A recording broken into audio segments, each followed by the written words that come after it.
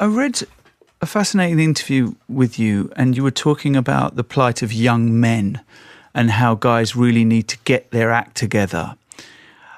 You went on to say the lack of an identifiable and compelling path forward and the denialism these kids are being fed on a daily basis and undoubtedly destroying them, and that is especially true of the young men.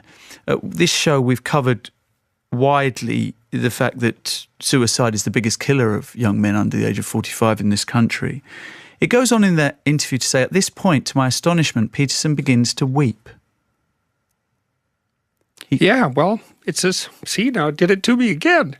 Look, last night, I was at this talk I gave, and about 1,000 people came, and about 500 of them stayed afterwards, and most of them were young men, and just one of them after the other comes up to me, and they shake my hand, and they say, look, I've been listening to what you've been saying for 6 months, and it's changed my life. It's like I was depressed, I was addicted to drugs, my relationships weren't working out, I was hopeless, I didn't have any goal.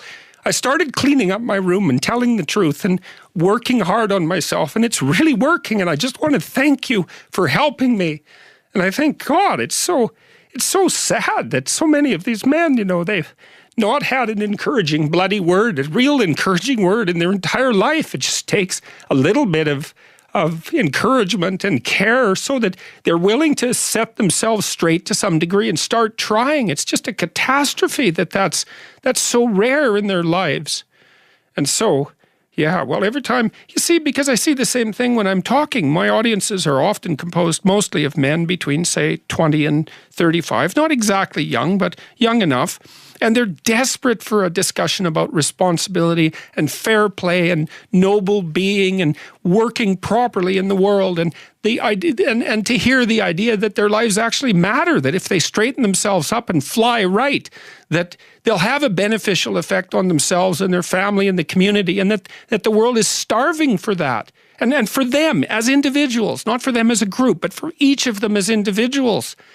So, yeah, it breaks me up. Every time the topic comes up, it breaks me up because it's so damn sad. And we're so stupid. We're alienating young men. We're telling them that they're patriarchal oppressors and denizens of rape culture and tyrants in waiting, and we fail to discriminate between their competence and their tyranny. And it's awful. It's so destructive. It's so unnecessary. And it's so sad. And so whenever I think about it, especially because of all that I've seen of it, it makes me sad, like deeply. It's so sad. Why has it happened?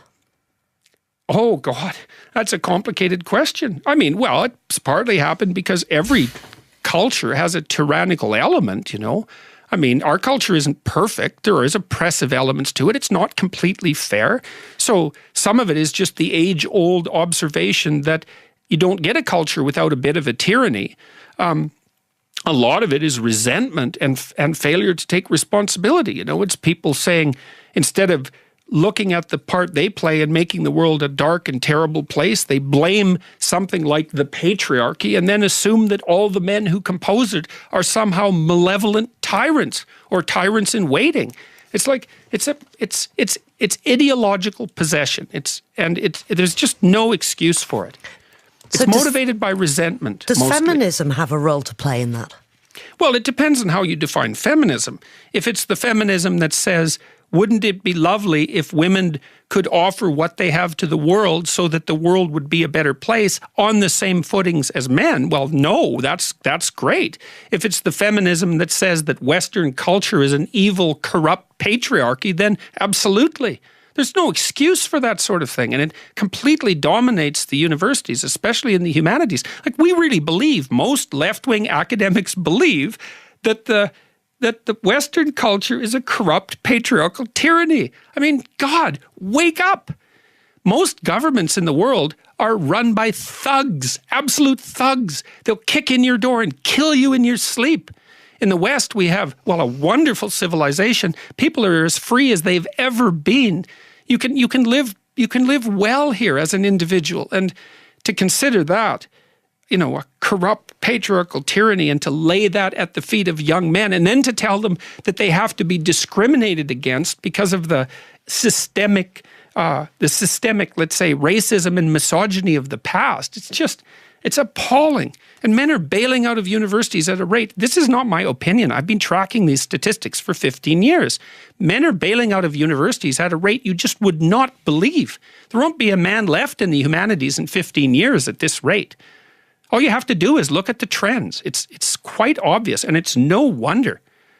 So, and it's just appalling. And I've also been described as misogynist because, I've been trying to strengthen young men. It's like, of all the ridiculous ideas, that strengthening young men is somehow misogynist. I mean, God, I can't even believe what you would have to think that that was a good idea.